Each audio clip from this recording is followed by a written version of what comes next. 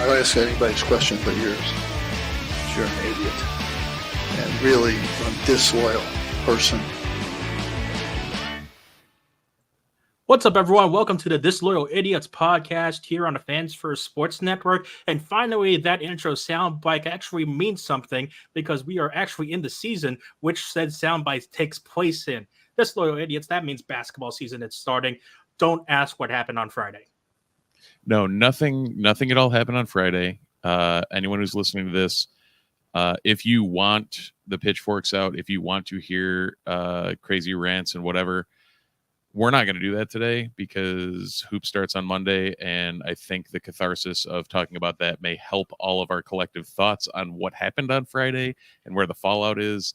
We'll talk more football when Pregler gets back. We will talk Syracuse moving on to the ACC semifinals in soccer later in the pod. But since we have Noon's royalty with us when it comes to the basketball side of things this week, we're going to talk hoops with Mr. James Szuba. So welcome to the pod, James. Good to be aboard with you guys. I didn't know Sean Keeley was going to be here. No, good to be with you. Yeah, we got fiasco out on the football field, but for most Syracuse fans, I think the attention shifts, if it hasn't already, toward the basketball season. And turns out there's much intrigue with the program this year, so I'm sure we'll get into that. It's been a while since we've had one of those Syracuse football seasons where is it basketball season yet comes up. Because it feels like there's actually been some interest in Syracuse football over like the past couple of years of, oh, how far can this team actually make it before basketball rolls around? And maybe that's also just a factor of Boeheim being in his waning years and not really producing a great team to put out on the court. But now there's no more Jim Boeheim. There's a lot of new faces on this Syracuse team. And this is, I think, from what we've all written about and what it just looks like, this is the first step of a modern Syracuse basketball look, which is awesome to say and probably for the olds, a little weird to say. Yeah, it starts at the top. I think when you use the term modern, right, it starts with the new head coach. And obviously, you know, Jim is no longer here after 47 years, still here, just in a different role, but no longer coaching, which is strange. But yeah, Adrian Autry, you know, if you follow closely, you know, he's going to play man-to-man. He's said it at media day. He's not shy about that. He's bringing the offense along. He wants to play with depth. He wants to play more than 7 guys. I'm sure the pace will pick up as well, as we've heard about. So on both ends of the floor, really playing with depth, changing the defense around, and looking to use more guys along the bench. And he has the talent this year to do it. So a lot of changes for Syracuse. We'll still see the 2-3 zone. We saw it a little bit in the exhibitions, but there's a lot of changes, and Adrian's really looking to bring the program forward. And as you already alluded to, the defense is already going to be like the star of what the early season talking points are going to be about. And I feel like it's mixed reviews at best, at least in the preseason, mainly because of second half efforts and 3-point defense, which is not necessarily something you want to be worried about. But again, it's preseason, and who knows if that carries over into the actual games. Yeah, so we've looked into, like the defense. It seems like a lot of people are reading into it. I don't know how much I'm willing to place on these first 2 games. Obviously, Syracuse is still working on their stuff. Still looking to get familiarity, getting back on the court. Judah Mintz didn't play in the first exhibition. And you take into account all these things. But Christian, you bring up a good point. I think early in the second half for both of those games, Syracuse kind of took their foot off the gas and looked a little lackadaisical, especially defensively.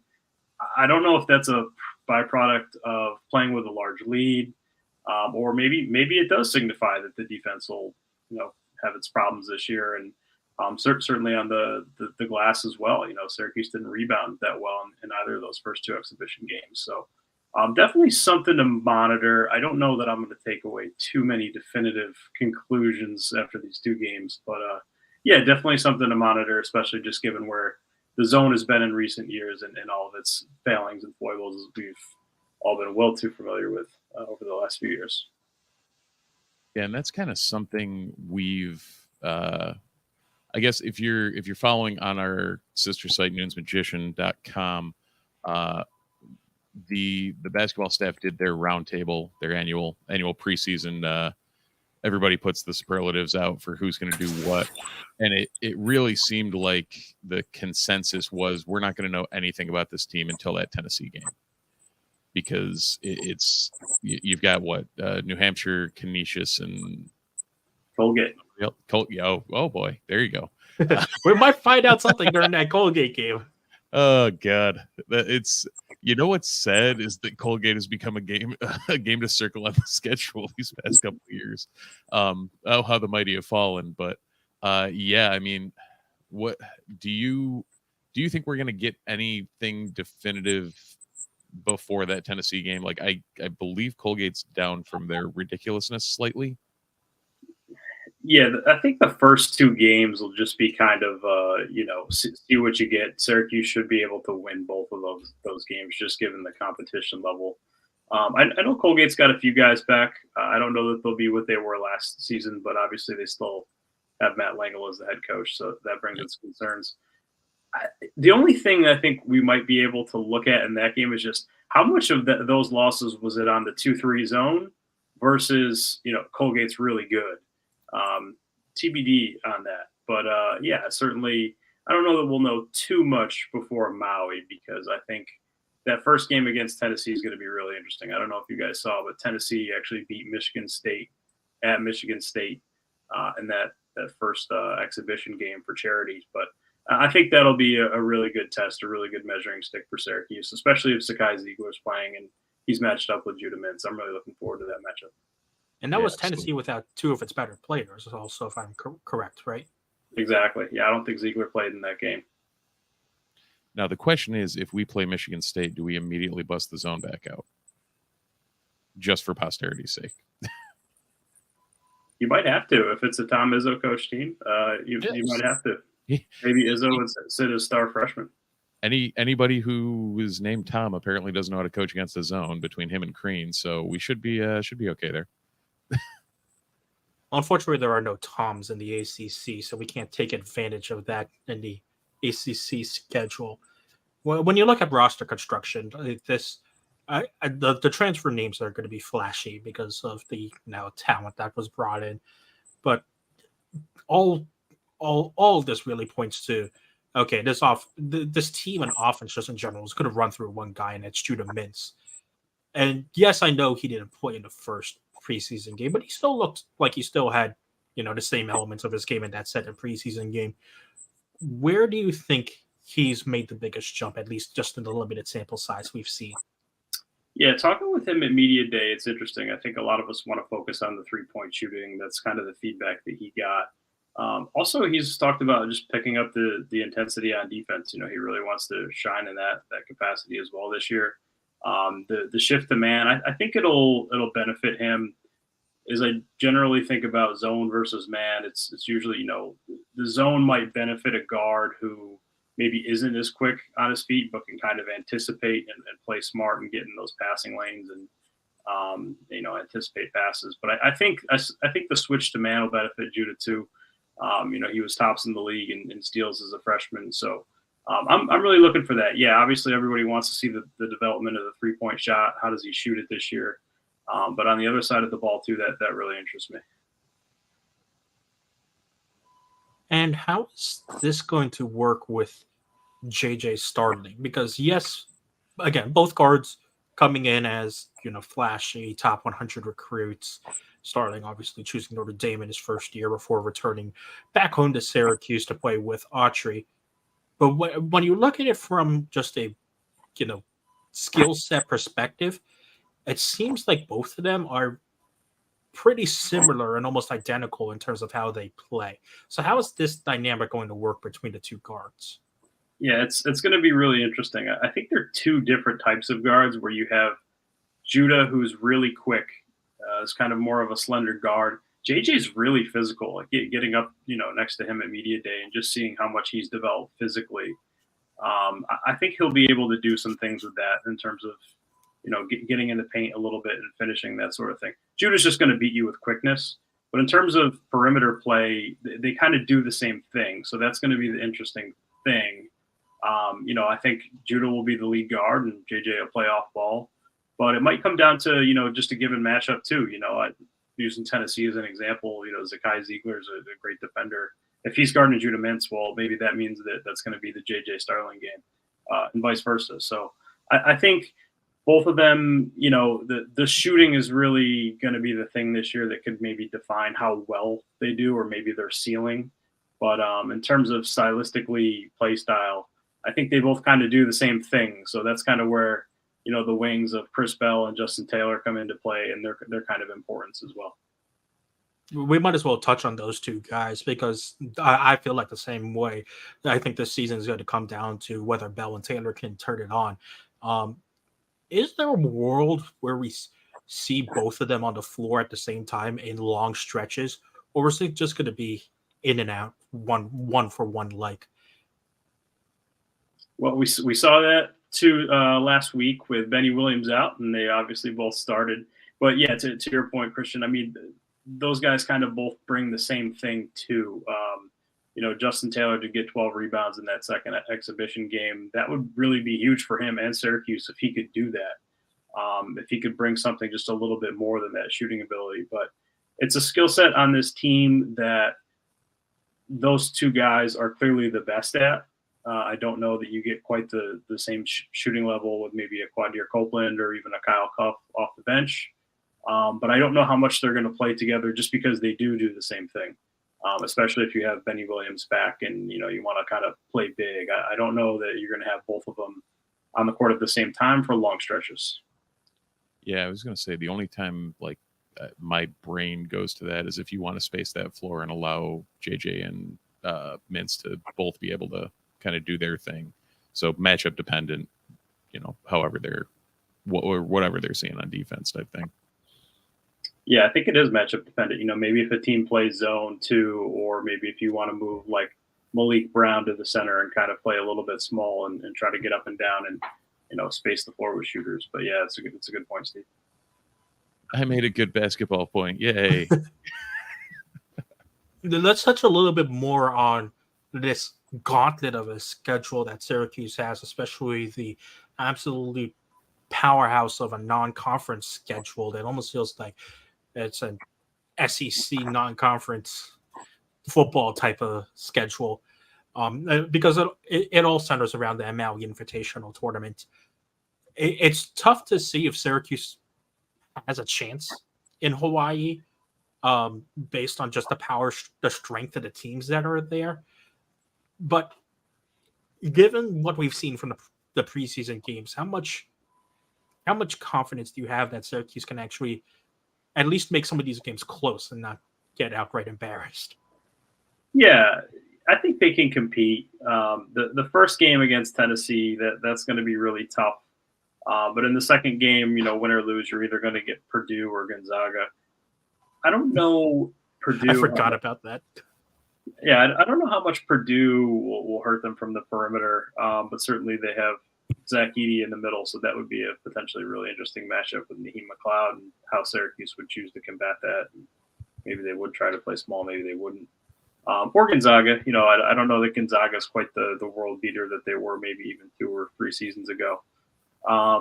But yeah, I think Syracuse can compete. The young guys are really going to have to step up. If anything, in a tournament like that, if Syracuse is going to play with depth, maybe that does kind of benefit you on a short turnaround, second or third day where you're not reeling as some of the other teams when you're playing back-to-back days. And when you take a look at some of the other games on the schedule, you have LSU and Georgetown, obviously, the good old Georgetown-Syracuse rivalry, and then Oregon. Those LSU and Oregon games are going to be interesting, mainly because those seem like two teams where it's a good barometer test for Syracuse as well, because it's not the same level as some of the programs that are at Maui, but it feels like two programs that could be close to the same level at Syracuse right now.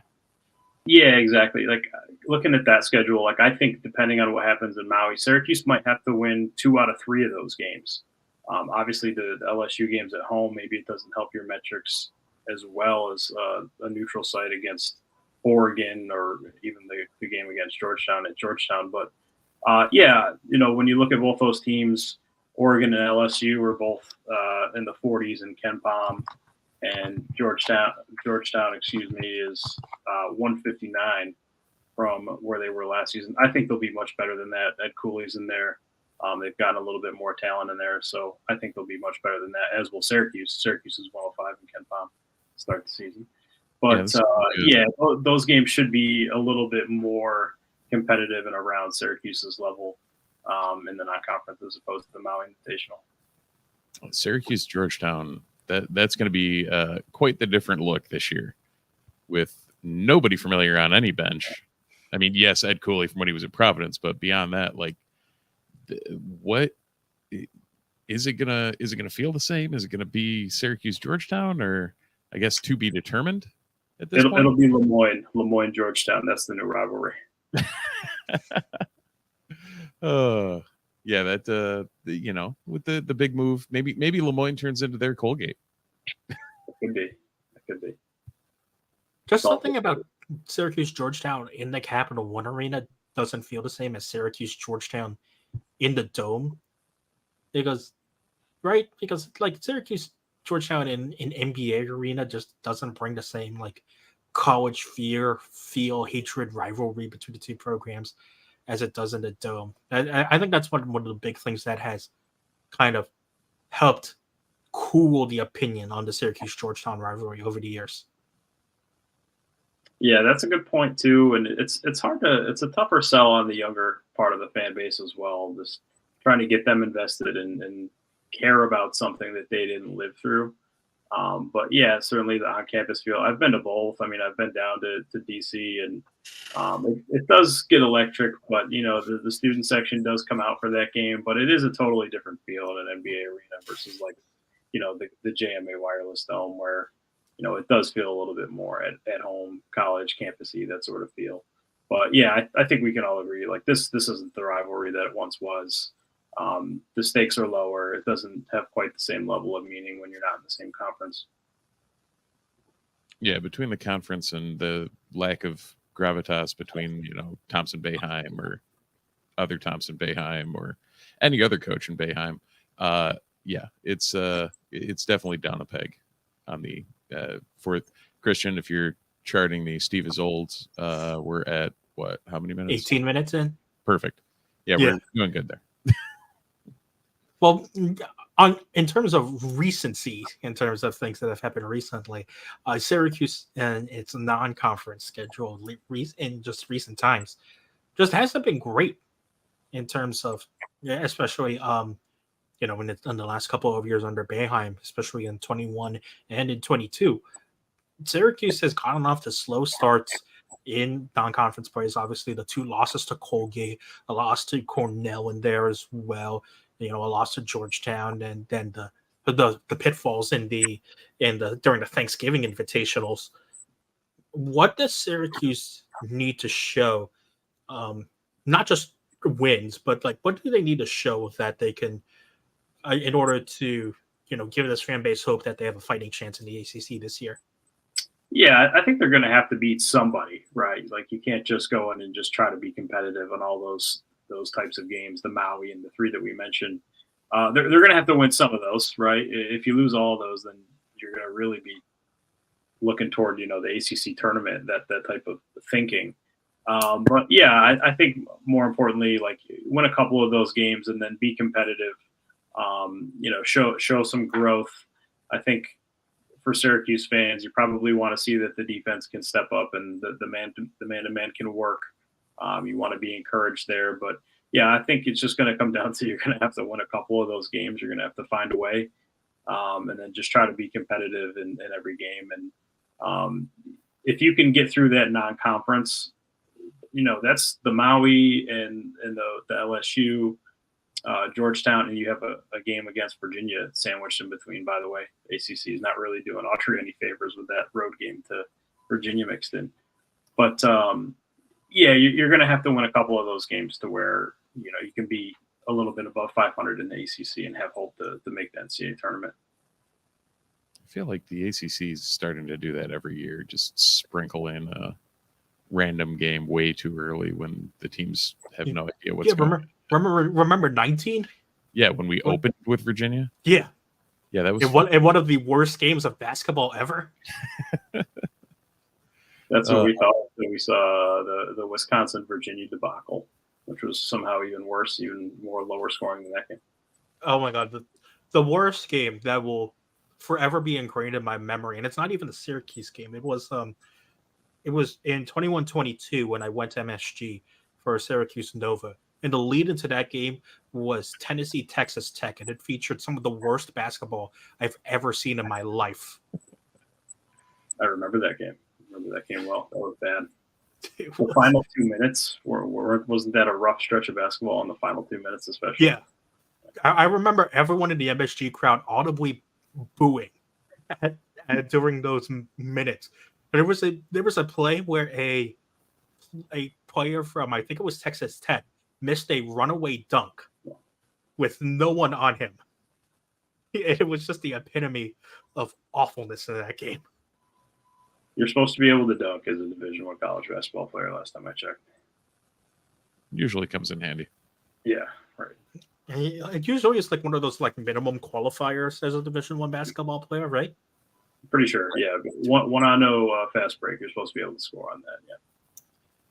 A person who can definitely dunk is Naheem McLeod, but I'm not sure we're going to see much of him do much of that this year, just mainly because he's definitely not the same offensive player as Jesse Edwards. And we've already seen a bunch of Malik 5 at the Brown, as we were promised by John Rothstein in his initial early season practice reporting.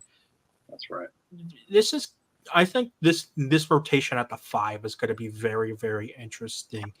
How do you see this going? Is McLeod eventually going to get more minutes and play, closer to 20 minutes a game, or are we going to see a majority of Brown at the 5 and McLeod gets the day one Coleman hook? You picked a good number, because if you said 25 or more, I would have said no way. For Naheem, obviously he's a lot different than Jesse Edwards. He's 7'4", as we all know. He's a big guy down there. I worry about if this team does want to play at a faster pace, if he'll be able to kind of continue in log heavy minutes. He wasn't really asked to do that at Florida State, given the style that Leonard Hamilton plays. So I don't know that he'll be able to have the conditioning. I also worry about him being able to guard ball screens. When he's out there and Syracuse isn't in his zone, teams are going to try to take him away from the rim, just given his size. He's going to have to try to guard on the perimeter, ball screens, that sort of stuff. I don't know if he'll be able to do that as well as Malik Brown will. So I see Malik Brown, playing a lot of time at center this year. Peter Carey obviously got some run. We didn't see Monihima in either of the exhibitions. Not sure he did say that there's nothing health-wise wrong with him. I don't know if I totally buy that, but it's interesting. I think that Malik certainly gives you the best option if you want to play up and down, switch ball screens 1 through 5. I think he's probably the most versatile center you can have, just given those attributes. I don't know. Are we going to, 6'8" center? I mean, it was. Yeah, are we just going to run small ball and see what happens when we have 3 7-foot options? I think so. I think, it's going to be matchup dependent, like that Purdue game that'd probably be really interesting with Edey in there, just to see how Autry wants to combat, size. Does he try to go size with size? Does he try to go, small right. ball? But I think in and of itself, I don't know that, Malik Brown's going to get 20 or 25 minutes at the center. But I think if you're playing 3 guys there, or maybe even 4, he's probably going to get more on average than the other guys, just given that. Right.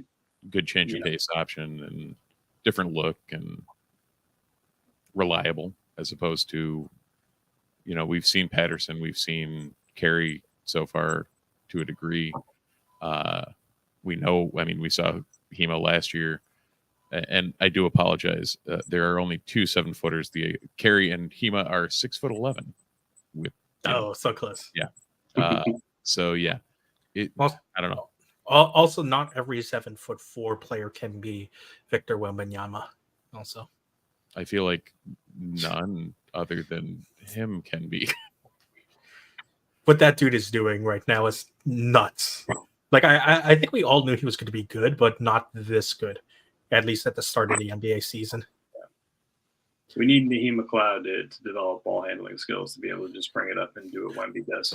Ball handling skills, step back threes, dunks that start from outside the restricted area, Blocks that start at 15 feet in the air.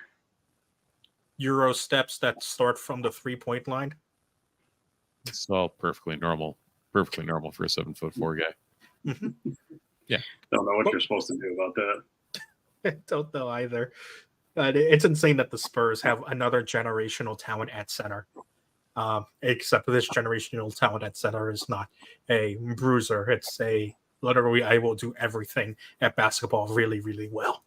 Well, James, you're not in the Steve is old category, but you're old enough to remember like Dirk Nowitzki when he was coming through, how revolutionary it was for Arvydas Sabonis took a couple of threes, whereas Nowitzki was like, oh, you can play on the perimeter at that height, and this is just a whole different level. The idea that a 4-man with a jump shot was kind of like revolutionary at that time is just kind of mind blowing when you consider guys like Wemby and Jokic and all these stepping out and hitting threes. It's kind of wild to think that what Dirk Nowitzki was doing in the late 2000s was considered revolutionary. Right. Yeah. That was like, oh my God, I've never seen this before. Yeah. You consider how Karl Anthony Towns and Brook Lopez have adapted their games to be perimeter players and not just big guys underneath the baskets, which is how they started their careers. But Syracuse doesn't have that type of player. All their 4s and 5s are going to be underneath the basket. Which also brings up another point that I want to kind of explore with Malik Brown, because what we saw from Brown a lot when he was in the lineup at the 5 is that Syracuse played a lot of zone with Brown at the 5.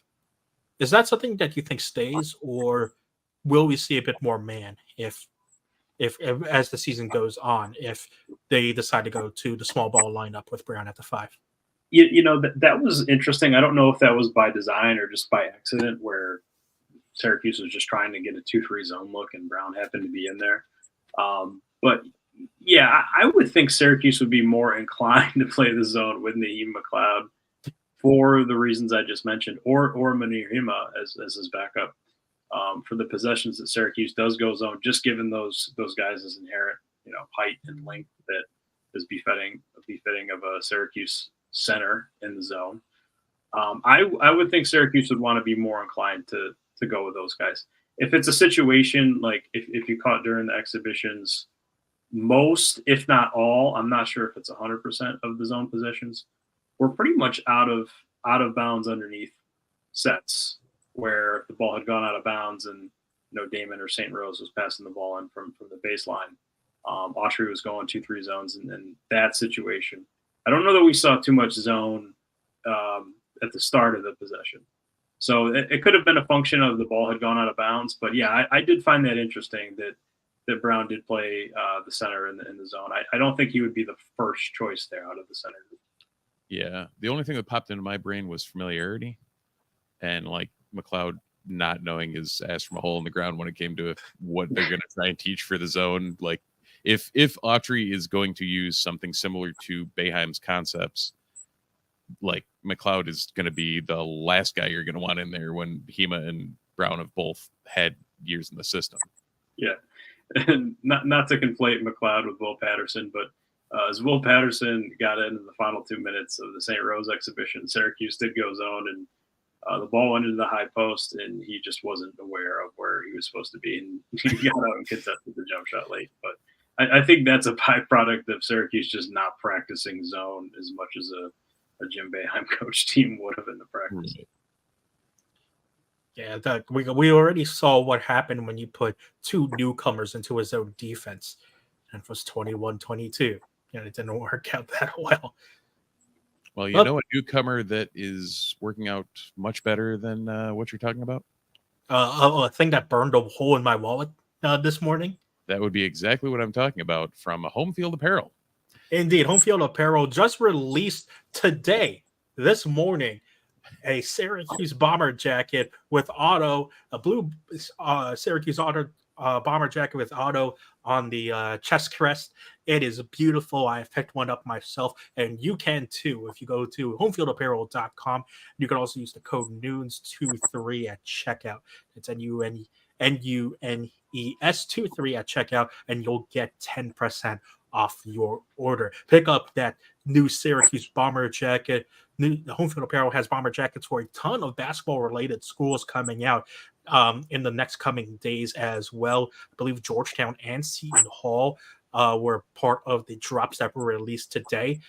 So go ahead and pick up your Home Field Apparel bomber jacket and any of their other great apparel stuff that they have at homefieldapparel.com. And again, use the code NUNES23, that's NUNES23 at checkout for 10% off your order. And this is Christian making good on a promise. Indeed. Years ago at this point. At this point, yeah. When Connor first dropped the Indiana bomber jacket, so obviously he was going to, I said, if they ever make a Syracuse one, I'm getting it. And boy, did they drop a Syracuse one. I am definitely getting it.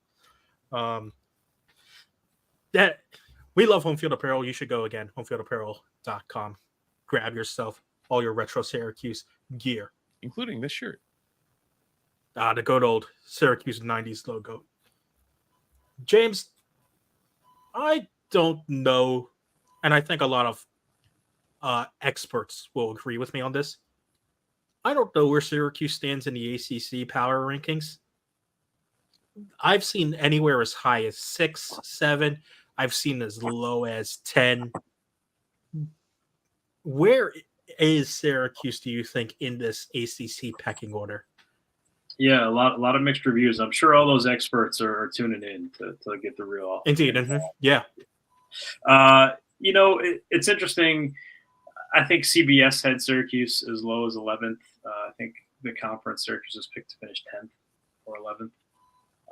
Las Vegas is a lot more bullish on Syracuse than the experts. Las Vegas gives Syracuse the 7th best odds to win the league, which I found interesting.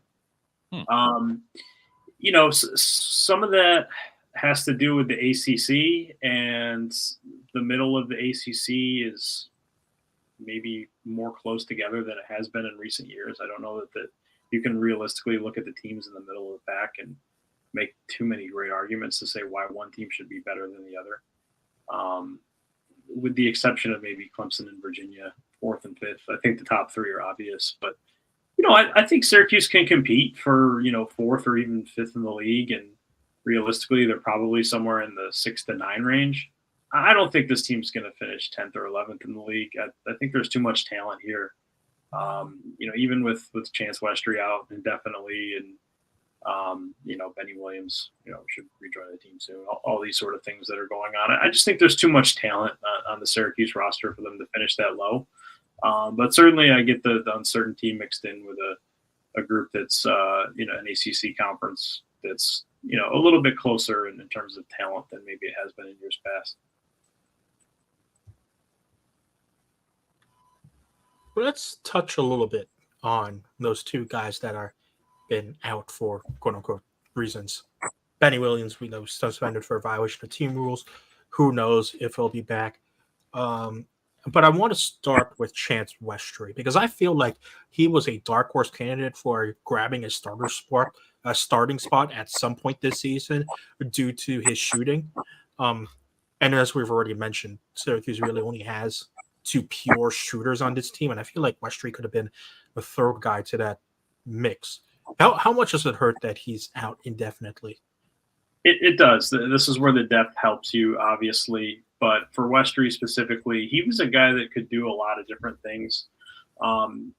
Just going through some of his highlight tapes, I haven't seen him play too much in person other than the Orange tip-off event. But he was a guy that can kind of be really good in ball screens. He can get by his guy. I think he's kind of another iteration of like the J.J. Starling, Judah Mintz skill set. But he did have a little bit of a jump shot as well, where he can step out and shoot. I just think his versatility and his willingness to really play any position. I was talking to him at media day, and he just said he's willing to play wherever. But I think that's kind of where it hurts you. Where it helps Syracuse is with the depth and kind of having a guy like Quadir Copeland who can maybe do some of those similar things, who's looking for a bigger role off the bench this year, and having a guy like Kyle Cuff who's looked pretty solid as well. But yeah, certainly losing Chance, it's a big blow. And in terms of the guards and what they have on the perimeter with the wings, he probably has the second or third highest ceiling of all of those guys. I don't know how quickly he would have got there this year, kind of coming off an injury, and he didn't really play at Auburn last year. But I think his upside is huge, just given his frame, his height, and his ability to do multiple different things out there. I think he's got a really high ceiling. So hopefully for Chance, he can get back sooner rather than later. But if I'm a Syracuse fan, I don't expect him back anytime soon. It's so weird seeing all these names from recruiting years gone by actually showing up on the roster. Like if there was any possibility in my brain that we would see Chance Westry, JJ Starling on the roster, like what, how did Red pull this off? By being Red and not Boeheim? Effectively. Getting a little lucky and maintaining good relationships with people is important. And on the other side too, we kind of talked about this a little bit in the news Slack, but what's the likelihood that this happens? Jalil Bethia, you miss out on him, and he goes to Miami. Maybe if he gets hurt or it doesn't work out at Miami, he remembers the good relationships he built with the Syracuse staff. And for a lot of these guys, talking with them, Kyle Cuff, Westry, I found it interesting that a lot of these guys said, I want to be closer to home. Sometimes in a post-pandemic world, those sorts of things matter, and having relationships with people. So in today's world of the transfer portal, you never know. You're not necessarily recruiting guys always for the first go around. Sometimes it's about the second time too. Yeah. And you never know. Miami's program may go under if Johnny Rees continues to spend billions of dollars on players. That's a good point. Jim Larinaga is not getting any younger either. So there's all kinds of factors. Yeah, there is indeed. Let's talk a little bit about Boney Williams, as I alluded to. Again, violation of team rules. He'll probably be back soon. At least that's the assumption. If he's not back before Maui, something's really gone horribly wrong. But I'm assuming we'll see him back, if not tomorrow, for the opening game against Niagara, at least for probably the Canisius game. Where is Benny's game right now? Because as I alluded to, I don't think a lot of people are expecting the 4s or the 5s to play perimeter style, modern big man basketball that you see in the NBA.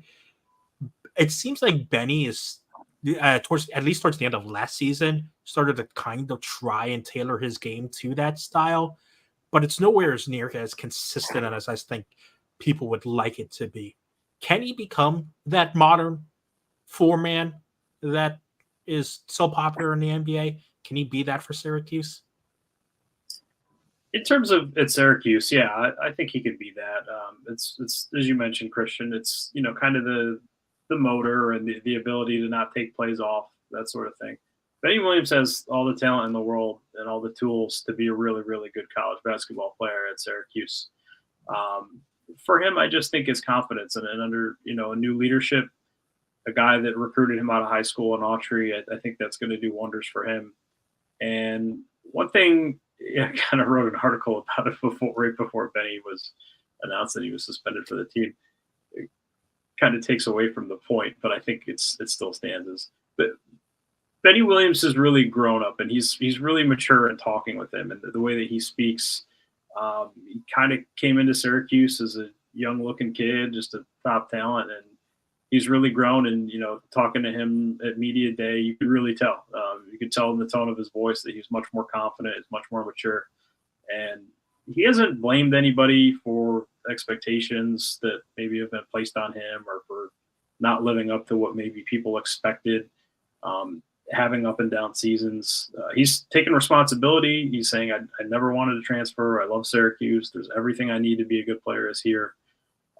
So hearing that stuff is kind of interesting. And I think he's going to have a good year. I don't know that he's going to, put up 16 points and have 10 rebounds a game. But I think if he can come in and, give Syracuse 12 to 14 points and, 6 to 7 rebounds a game, I think he can do that. And then let's see what Benny Williams does maybe his senior year. But he's got all the tools. I think he could be that. And I think he'll be able to showcase his jumper with a little bit more confidence this year too. So let's dive in a little bit deeper into this ACC schedule. The home games, there's not a lot of big names in terms on the schedule, in terms of home games on the ACC side. I mean, it's Pitt, Boston College, Miami, Florida State, NC State, Louisville, Clemson, UNC, Notre Dame, and Virginia Tech. Other than that UNC game, like it's not definitely the big names that you expect, at least on the home side. So you would hope that Syracuse can pick up a couple quality wins at home against teams that they haven't, in order to strengthen that NCAA resume and that NET resume. Yeah, and like looking at the back end of the schedule, we're used to just seeing a gauntlet of a Syracuse schedule kind of leading up to the ACC tournament. It's not. Yeah, it's just decidedly not. That last game at Clemson will be interesting. Clemson figures to be one of the better teams in the ACC with one Joe Girard on the roster. But yeah, Syracuse is going to have to do a lot of its damage early, both in the non-conference and in the ACC as well. Yeah, the Virginia game, obviously early, and then you start off ACC play with Pittsburgh and Duke, and then skipping over a Boston College game. We've got the game in Chapel Hill, Pittsburgh back in the Dome, and then you get Miami. So yeah, Syracuse is going to have to find a way to win some of those games early, and then maybe stockpile some wins against the middle tier or the lower tier of the league in February and up until March. Yeah, I mean there's not a lot of quality games coming to the Dome, is there?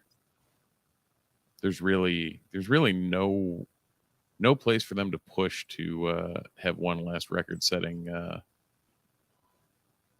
game before they renovate the seats. And the closest one would have been UNC, and that game's on a Tuesday. Probably not going to do it. No. You've got a lot of ACC Saturday games. If there's one, you'll have Jim Boeheim Day against Notre Dame on February 24th. But Notre Dame. That's Notre Dame is in the rebuild of rebuilds right now for their program. They're at the bottom of the bottom. They do not have much talent. Don't have anything to add to what anybody doesn't already know about Michael Shrewsbury, but they do not have ACC level talent on their roster this year. Good day for Jim Boeheim to get a win on his day. Syracuse should win for him on that day. The most Syracuse thing will be us tanking to Notre Dame on that day. No, it won't be like every Notre Dame ever over the past 3 years. Syracuse will go down by double digits, switch to a full court press with 10 minutes left in the second half, and inexplicably win. No, inexplicably lose by 3. Inexplicably, Prentice Hub will somehow be eligible for that game. Yeah. Mm-hmm. Indeed. Yeah, they'll find a way to beat North Carolina at home on Tuesday, and then a week later somehow lose to Notre Dame on Jim Boeheim Day. The modern Syracuse basketball experience. You know what else is going to define a modern Syracuse basketball experience starting next year? Cal getting back in this alongside Stanford and SMU. I love talking about this because there's so many different opinions around college athletics. And James, we haven't gotten a chance to really dive into, what you think about the new friends in the ACC. How are you feeling about our new California and Texas friends? Well, I haven't watched Cal basketball since Alan Crabb was playing on the team when Cal could get right back in this. So it's been almost a decade. And the last time I watched SMU basketball was when they had Shake Milton. So I haven't watched the basketball product of either of them. And that's probably telling for the casual observer of the rest of the sport, where not as relevant. Certainly, like an academic play that fits the model of the conference, I guess, if you want to show for the ACC. But basketball-wise, not a terrible move given the state of where the conference is and what Clemson and Florida State's interests are. I think the ACC had to do something. Geographically, it doesn't make sense. We know basketball's along for the ride, yada yada. I don't know that it really excites anybody, but it is a new look for the conference and a move that you had to make. Those aren't huge basketball brands that I think anyone's going to be excited about. I don't think anyone from the Northeast is going to be in a hurry to take a plane, out to Cal or to Texas. So, it kind of is what it is. Don't feel really strongly either way. I think it's just a move the ACC had to make, and here we are. We're playing the Bears, and we're going to Texas, I guess. Because why not? College athletics, 2023. It all totally makes sense. They're amateur athletes. It's fine. Don't worry, the NCAA isn't about to lose. Don't worry, the NCAA isn't about to lose billions of dollars in Supreme Court cases. Don't worry, it's fine. Yeah, Literally, it's fine. No, I'm joking. But what will also make this interesting, a hidden interesting layer to this, how is the ACC tournament going to work with 18 teams? Yeah, David Teal, I think, had a really good article on that. I think he was asking about that at ACC Media Day. But more than likely, you're going to have to drop teams, like kind of how the Big East used to do back in the 2000s, where only I think it was the top 12 teams in the Big East did that at that time. that's right. Yeah, you're just going to have to do, I think, 16 maybe if you're the ACC, right? Sounds right. Yeah, I mean, it's been a while since I remember, a 14 or 15 seed getting a win in the ACC tournament. So it's not like you're losing much. We're going to have play-in games for the play-in games and basically start the ACC tournament the Sunday, finish Sunday. It'll be fine. Sunday before Selection Sunday. Yeah. The 17th and 18th team will play in the Tuesday night game. But no, it's always thrilling to turn up on the first day of the ACC tournament, and the 8:00 game is the 10 versus 15 matchup. There we go. Barn burner. Absolute barn burner. Maybe the bottom three teams just do an annual tournament in Greensboro and do a round robin. Everybody plays each other twice. So we have an ACC NIT? Yeah, exactly. When I was going to say winner of that goes to the NIT, and the two losers have to contractually play in the CBI. There we go. Well, there's going to be more opportunity for the big boys in the NIT now because, the regular season champs. You can't have the mid-majors in the NIT anymore. Come on now. Where's the fun in that? No. Jeez. You have to make – ESPN is paying a lot of money for the NIT. You've got to make that tournament prestigious now. Exactly. No, because ESPN is definitely competing with the NCAA for, the all-important viewership numbers during March Madness. That's right. You got to fight over those scraps. Speaking of March Madness, let's kind of put a bow on Syracuse basketball preview with that. Syracuse hasn't been to March Madness since the bull crap Sweet 16 run in 21. It's been 2 years. What does Syracuse need to do to get back to the big dance? When was the last time Syracuse didn't go to the NCAA tournament 3 years in a row? It's been more than 50 years. I know that. They're going to have to find a way to win some of those non-conference games early. In the Maui that we talked about. But, it's not unreasonable for this team to get to 18 to 20 wins. I think if you do win a couple of those games early, either in the Maui or Oregon, Georgetown. And then you're over 500 in the league. You find a way to beat Duke, North Carolina, Miami, maybe even a Clemson, Virginia. You have some of those on your resume. You're going to have a good strength of schedule in the non-conference. You should have a respectable net number in that regard, and amongst the other metrics that the committee looks at. But yeah, I think if Syracuse can find a way to win some of those games and they're in the 18 to 20 win threshold, that they'll have a chance to be on the bubble and get into the NCAA tournament the first year. I don't think it's totally unreasonable. If you're a Syracuse fan, I think you should push for that and want for that, obviously.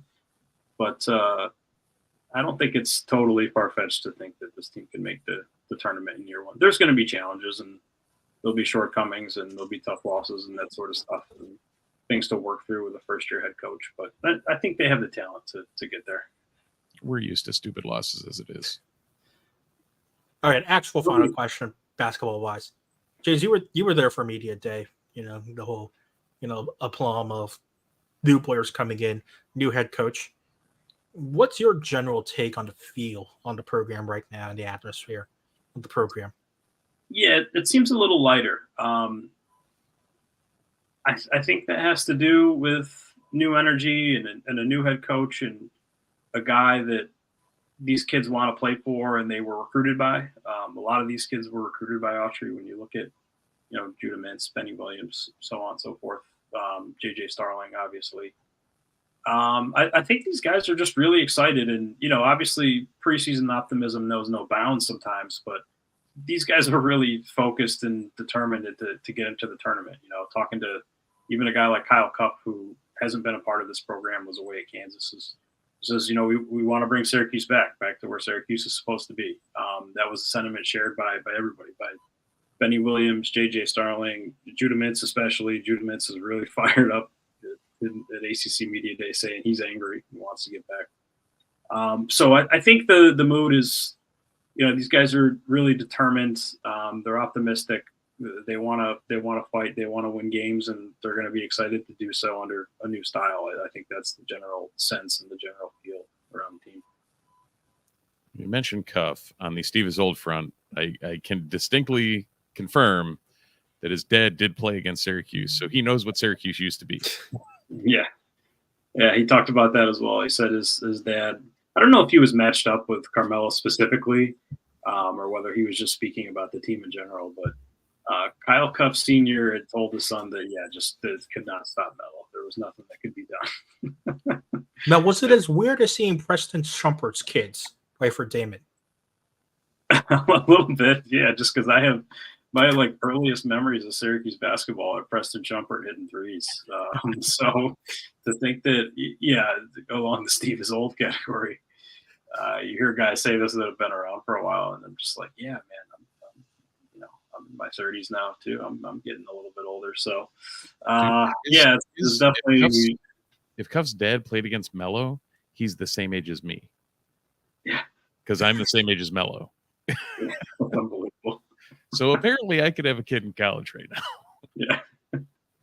Yeah. We keep on talking basketball talk. We might as well continue it because you brought up Melo, and that's going to be that's something we touched on a little bit when this all first started on. Coming up earlier this month with Keon making his official visit to Syracuse earlier this month. Obviously, the expectations aren't sky high as they were for when Melo initially joined the program. What's your general feel? Is it cool? Is it expectation driven? What's your general feel on Keon Anthony maybe potentially joining the Orange in the future? Yeah, it's cool. I don't have any special insight. I haven't poked around or nobody's told me anything. So I don't know if he's going to come to Syracuse or not. You talk about the legacy and what Carmelo did. And I'm sure for him personally, visiting the building that your dad donated and has his name on has to be pretty surreal for both of them, for father and for son. I can imagine that there would be a certain gravity around that and a realization of my dad did this here. Could that be inspiring? Yes. Could it be pressure? Yeah, it could be that too. So if he did decide to go elsewhere, I think Syracuse fans could try to be understanding about that, just because if he does come to Syracuse, there's almost nowhere to go but down. You're going to be compared to your father every game. And we've seen it can be difficult with legacy kids. But, they've done pretty well too. Andy Routens, Buddy Boeheim, there've been those stories as well that those guys are in their spots. So, Hey, we got him back this year. Yeah. The returning legacy. Yeah. But yeah, for Keon, I think it's cool. And, he does have a relationship with Mike Woodson, who was the head coach of the Knicks when Melo was on the Knicks. So that could play a factor as well. But yeah, it's cool. Yeah, it's cool. Eat it up. Syracuse is obviously, when you think of Carmelo, you think of Syracuse. And, for Keon to be able to kind of put on the jersey and do the recruiting visit and all that sort of stuff. Yeah, I think it's cool. It's only Indiana. That's I think Syracuse fans from a certain vintage would have a tough time with him going to Indiana. First they took 87, and then you take we had our title, and then you've taken this kid. Come on now, you can't be doing that. That would hurt a lot of. I don't know if our home field deal would last through it. No. Connor is sure making a Slam T-shirt about like something mellow-wise. Yeah, with that, if that happens, let's pray it doesn't. Well, put it that way. Yeah, one more thing before we get off of basketball, because if you're still hanging around and interested in basketball, I think you may be hearing more and more of it around the Syracuse podcast feed here on Fans for a Sports Nation Network. Jeez, Andy's got me on the fans. Yeah, does it all the time. But James. Yeah, that's right. So we're going to be starting a basketball specific pod. I'm going to call it a Syracuse basketball podcast. Points for originality there. But that'll be coming to you soon. We've been kind of having this in the works for a while with Noons. Just wanting to get a podcast together just specifically for basketball. Obviously, the interest is there. Syracuse fans are really passionate about their basketball. So we'll be building that out. There'll be more to come. But, I'll be the host. And, stay tuned for that. We'll be launching more, and we'll have more information on that soon. Don't worry. The name is still just as original as Duke Basketball Report.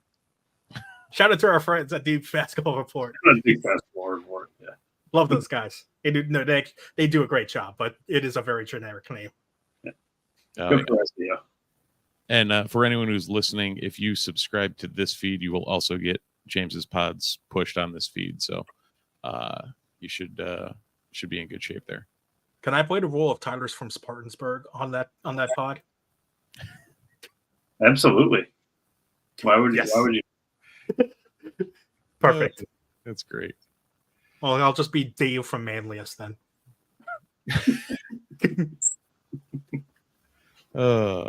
Scooter in Jamesville. There you go.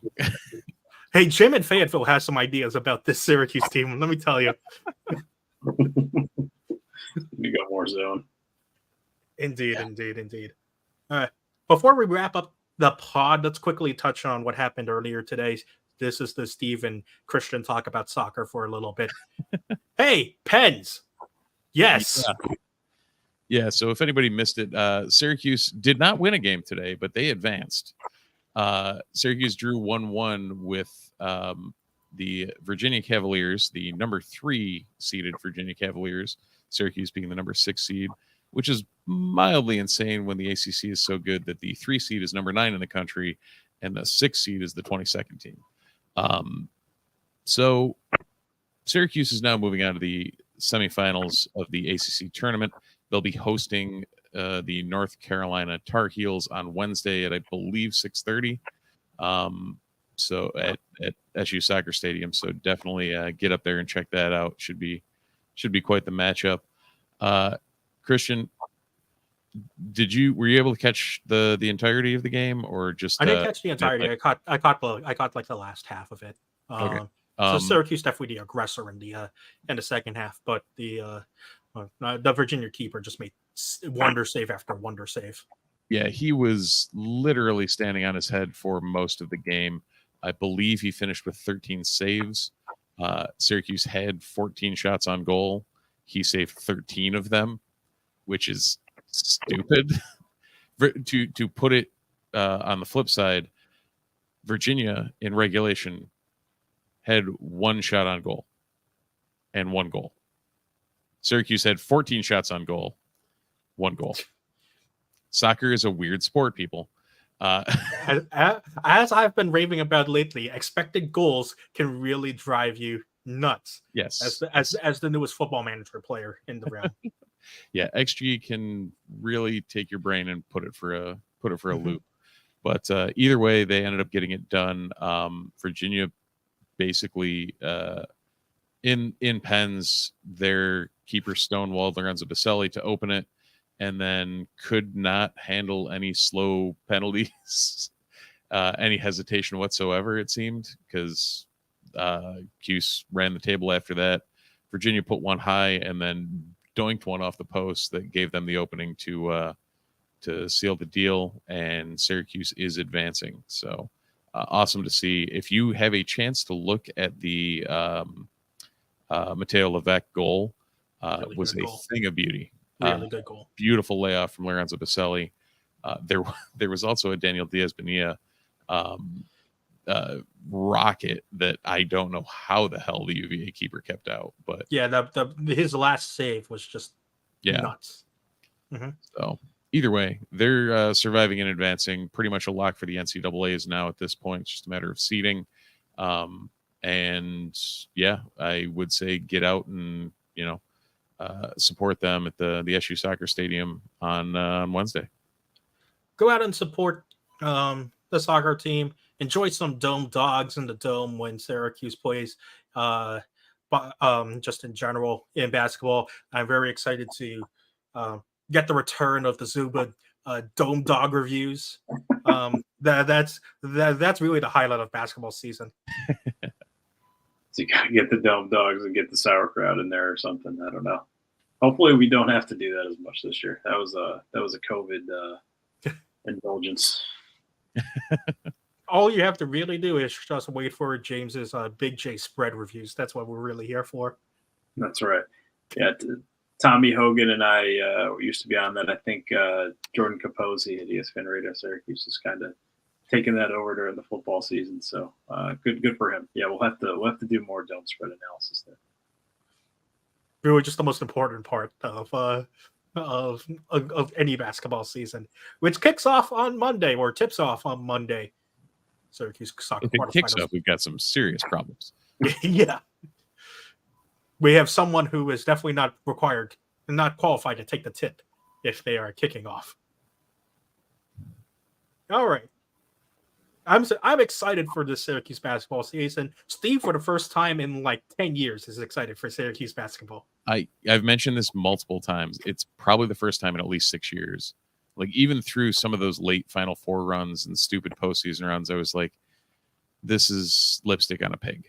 And I just felt like it was a sinking ship. And I love Jim Boeheim for everything he did. And I feel like, whatever. We've been down this road too many times, and I really want to see what Red can do with this squad. It's going to be fun. So tune in to tune in on Monday. James, where can people find you if they want to follow along with your analysis of the Syracuse basketball season? Newsmagician.com. I don't even know if we're still doing Twitter or X or if that even matters. I'm over on Blue Sky. There's the crowd over there is marginal at best. So I don't know, wherever we do the thing on the socials, whatever. But yeah, just follow along on newsmagician.com. Yeah, follow along on the site. Stay tuned for James's podcast. I'm sure that myself, Dom as well, Kevin, maybe even Steve and Andy, if they're feeling like it, will hop on to the basketball reports as well to give our thoughts on what's been happening during the basketball season as it goes along. It's a very exciting season, going to be tipping off with Red Autry at the helm. And we enjoy all of you for tuning along, and thank all of you for joining us tonight on the pod. If you're watching on the live streams, thank you as well for following along Sundays at 8 p.m. on Twitch, YouTube, or Twitter. Make sure you drop a follow or subscribe. If you're listening on your podcast platform of choice, be sure to rate, review, subscribe, comment, so that we can trick the algorithm into expanding the good old Ottoman Empire. One final shout out to our sponsors, Home Field Apparel. Use the code NUNES23, NUNES23 for 10% off at checkout. For James and Steve, I'm Christian de Guzman, and we say, go Orange. Go Orange.